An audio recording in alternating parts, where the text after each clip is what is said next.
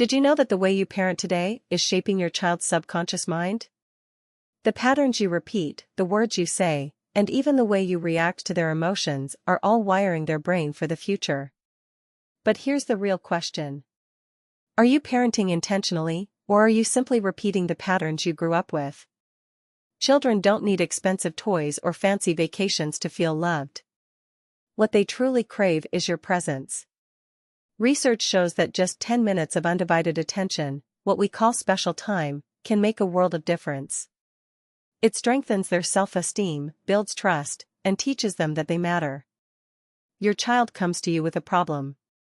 Do you react, or do you listen? Active listening is a superpower in parenting. When your child feels heard, they open up more. They trust you. And trust? That's the foundation of a lifelong bond. So next time, pause, breathe, and really listen. As parents, we want to protect our kids from failure. But sometimes, in trying to shield them, we rob them of their independence. A child who isn't allowed to make mistakes never learns to solve problems. Let them tie their own shoes. Let them take risks. Confidence is built through experience, not perfection. A tantrum in the middle of a supermarket. We've all been there. The stares, the judgment, the frustration. But here's the truth, tantrums are not misbehavior. They are emotional overload. When you stay calm, you teach your child emotional regulation. Ignore the audience, your child needs your steady presence more than your reaction. Discipline isn't about punishment.